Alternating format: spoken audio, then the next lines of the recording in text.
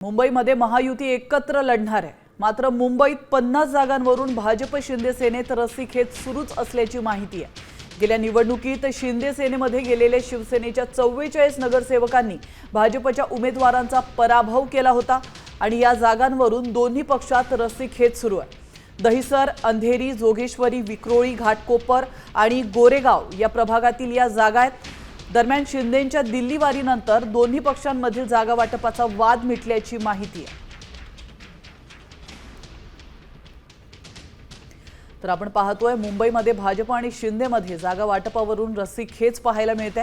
तर महायुती एकत्र लढणार आहे। मात्र मुंबईमध्ये 50 जागांवरून भाजप शिंदे सेनेमध्ये अजूनही वाद सुरूच आहे। तर गेल्या निवडणुकीमध्ये आपण पाहिलं होतं शिंदे सेनेमध्ये गेल्या शिवसेनेच्या 44 नगरसेवकांनी भाजपच्या उमेदवारांचा पराभव केला होता आणि या विषयावर अधिक माहिती देण्यासाठी सूरज मसूरकर जोडले गेलेले आहेत। सूरज, आपण पाहतोय मुंबईमध्ये महायुती एकत्र लढणार आहे असं देखील म्हटलं जातं आणि दुसरीकडे शिंदे आणि भाजपमधला वाद देखील विकोपाला गेलाय। काय नेमकं घडतंय?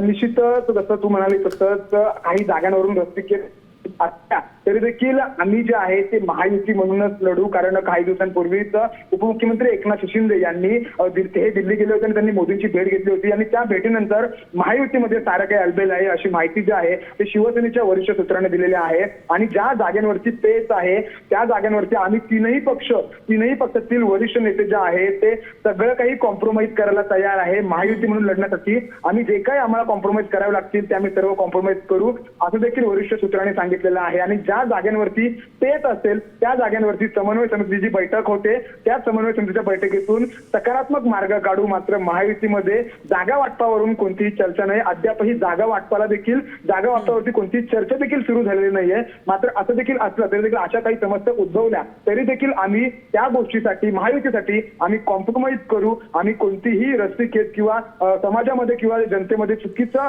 मेसेज जाणार नाही अशीच भूमिका घेऊ। नक्कीच सूरज, धन्यवाद तुम्ही दिलेल्या महत्त्वपूर्ण माहितीबद्दल। आता isakal.com आहे देशातील नंबर 1 ची मराठी न्यूज वेबसाईट। प्रत्येक अपडेटसाठी isakal.com ला नक्की भेट द्या।